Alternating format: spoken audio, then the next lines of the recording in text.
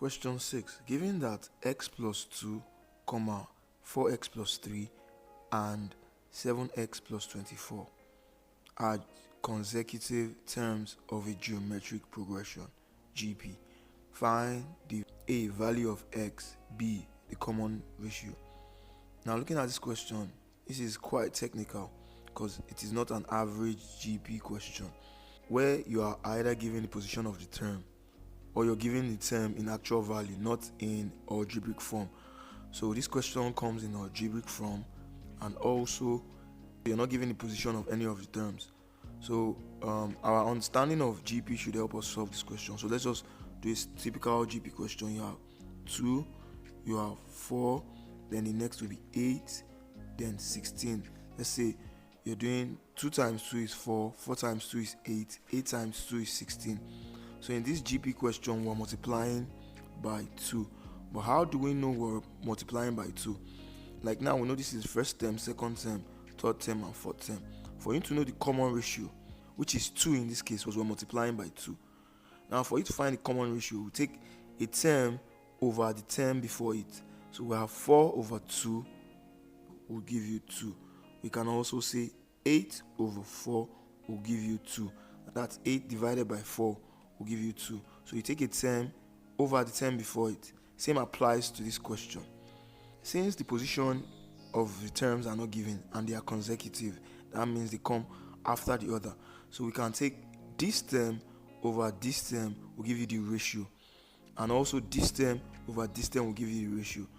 Now let's take it. So for our ratio, we can say that's common ratio. We can say 4x plus 3 over x plus 2 will give us the common ratio. But with this, we can't really find the common ratio. But if we take this 7x plus 24 over 4x plus 3, we also get the common ratio. Then we equate them to one another and find value for x. So we can also say common ratio, the same common ratio can be 7x plus 24 over 4x plus 3. With these two, we can get our common ratio. And since we can look for x, and this is something like, you can say this is a simultaneous equation where you have two unknowns. We have our x as unknown and also our r as unknown. So we'll try to eliminate the r by joining the two values here together.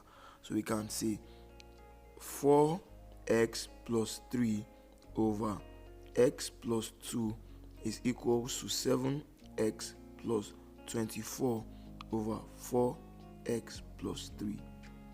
At this point, we cross multiply. We say x plus 2 times 7x plus 24, then 4x plus 3 times 4x plus 3. So we'll go this way first. That's x plus 2 into bracket 7x plus 24 equals, on the other side we have this times this. That's 4x plus 3 in bracket times 4x plus 3 in brackets. We open the brackets, we can take this x plus 2 twice. We have x plus 2 and x plus 2. Then 7x comes here and plus 24 comes here. And on this other side, we repeat these twice since they are the same or identical. We have 4x plus 3, 4x plus 3. You can repeat one twice. Then this 4x comes here, you're expanding. Then plus 3 comes here, this one comes here. Then we expand. 7x times x is 7x squared. 7x times plus 2 is 14x. Plus 24 times x is plus 24x. Then plus 24 times plus 2 will give us plus 48. On this other side, we have 4x times 4x. 4 times 4 is 16. X times x is x squared. That's 16x squared. Then you have 4x times plus 3.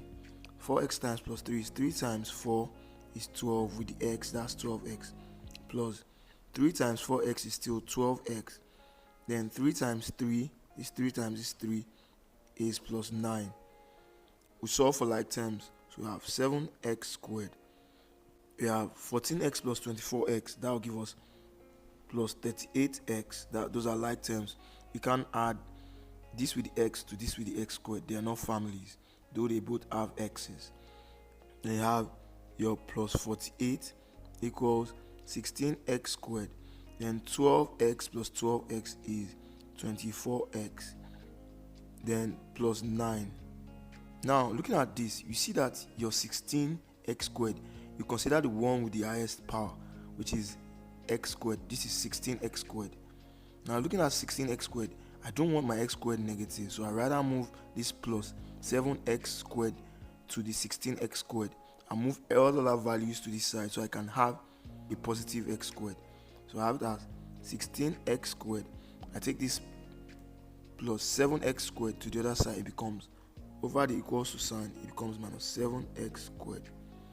Since we are moving everything to this side, that means you have plus 24x, then this plus 38 crosses the equals to sign and becomes minus 38x. Then you still have plus 9, then this plus 48 crosses the equals to sign and becomes minus 48. We have to be careful because we are moving everything on this side to the other side because we want our x squared to be positive.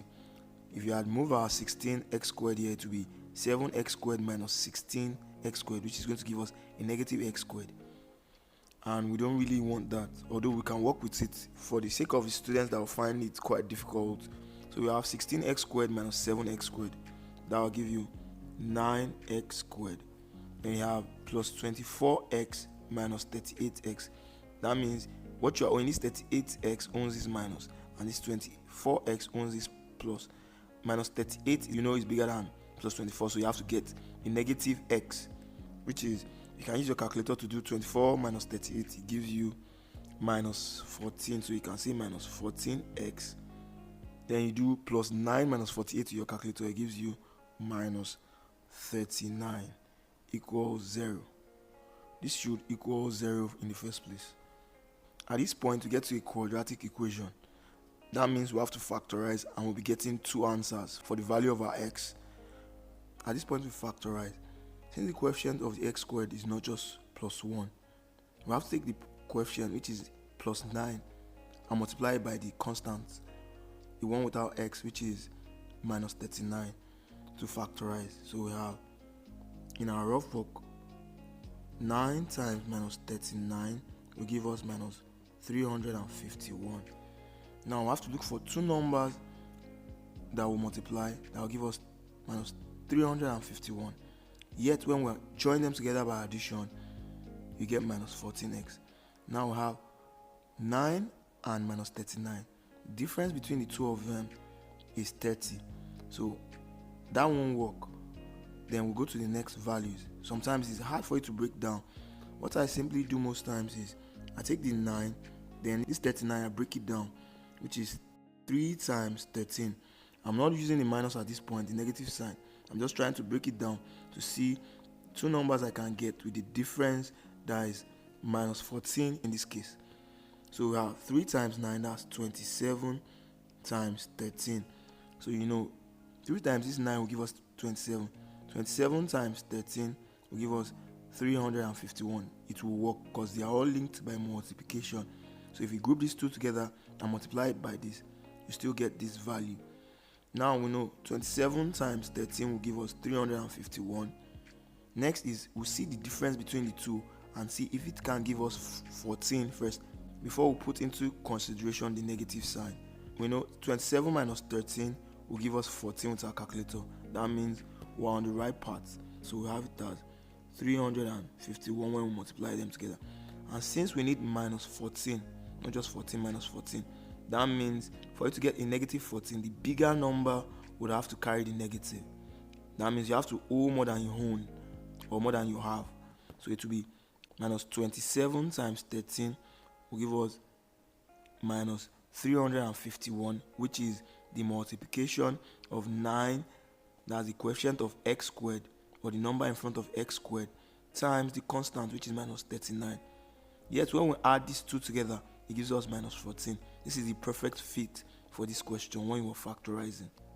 All we've been trying to do is break down this minus 14x into two values that when we add them together, it gives us minus 14x, And when we multiply them together, it gives us the same result as multiplying the coefficient of x squared, which is 9, times the constant. So we have it as 9x squared minus 27x, not just 27 alone, then plus 13x. The 13 has a plus in front of it. It has a positive sign in front of it, so you have it as plus 13x minus 39 equals 0. We've broken down the minus 14 into these two values.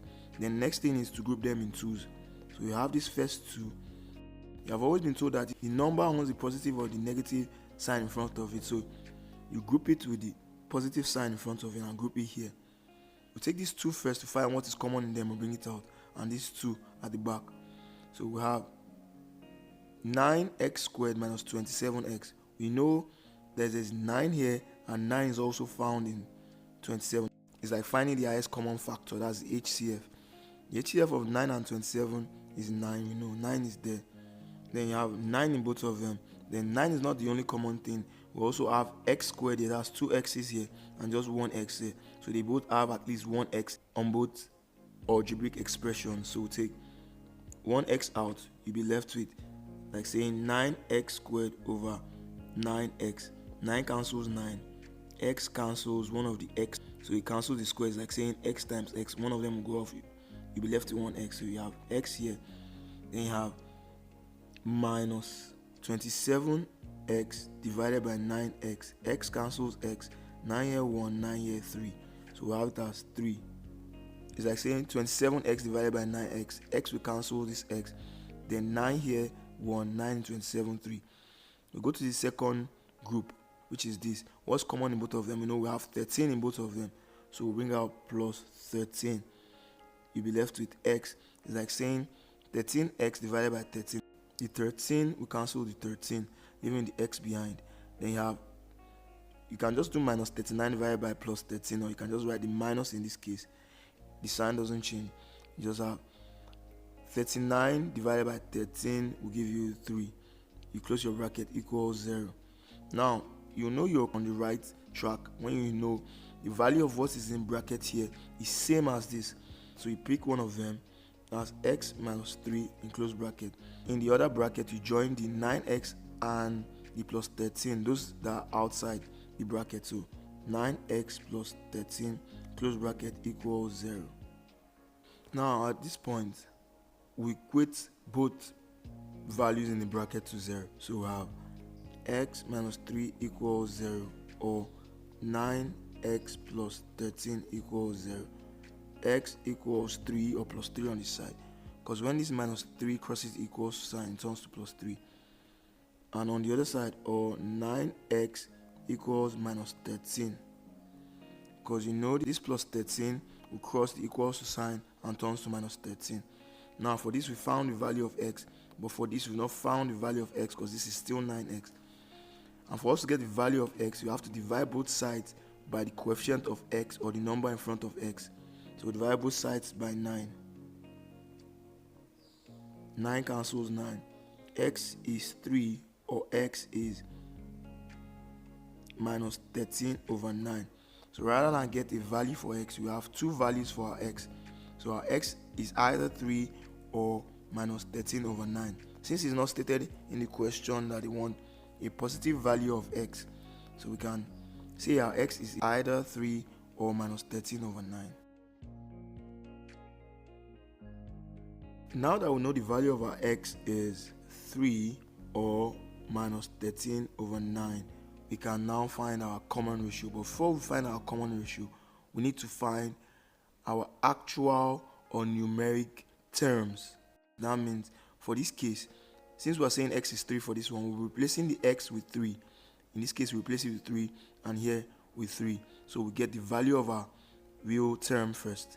Then we find our common ratio. And since we have two values for x, we will also do for this and insert minus 13 over 9 here, replace x with minus 13 over 9 here, replace x with minus 13 over 9 here, and also here too.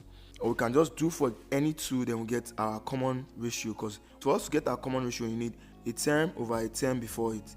So we can just take this 2 to solve. So we have it as, for this term, which is x plus 2, since we know our x is 3, it will be 3 plus 2, which will give us 5. Now, for the term after, we have 4x plus 3. We know our x is 3, so it's 4 times 3, because what is joining this 4 and this x is multiplication. So we do 4 times 3, then plus the 3 behind, which is like the constant here. So it's like 4 times 3 is 12, plus 3, which is this, like your board math. You multiply before you add. Then 12 plus 3 is 15. And we know to find our common ratio. We might find the third value, but we don't need the actual third value to solve the question, because we know our common ratio from the first part of the video is that we take a term over a term before it. So our common ratio R is 15 over 5, which is 5 here 1, 5 here 3, which is 3. That's when our x is 3. What of when our x is minus 13 over 9? Now let's take that too. We have the first value to be x plus 2 and the second value to be 4x plus 3. That's it. So we use these two to find our common ratio, taking x to be minus 13 over 9, because we got two values for x, because the equation led into a quadratic equation where you have to get two values for x, and it's not indicated in question that they needed only positive value for x. So we insert minus 13 over 9 into this and this. So we have the first value as x plus 2 equals, when your x is minus 13 over 9 plus 2, you can say it's 2 over 1. You find the LCM. LCM of 9 and 1 is 9. You can say 9 in 9 is 1. 1 times minus 13 is minus 13, plus 9 in 1, that's 9. 9 divided by 1 is 9. Then the 9, the result you get, times 2 will give you 18. It's like solving addition in fraction. You have minus 13 plus 18, like your calculator can do this. You get plus 5 over 9 for the first value. So this is also 5 over 9 when x is minus 13 over 9. Now taking the second one, we have 4x plus 3. Noting that x is minus 13 over 9 in this case. So we have 4 times your value for your x now is minus 13 over 9 plus 3. Now we'll multiply first before we add this to it. So we have, this is like 4 over 1.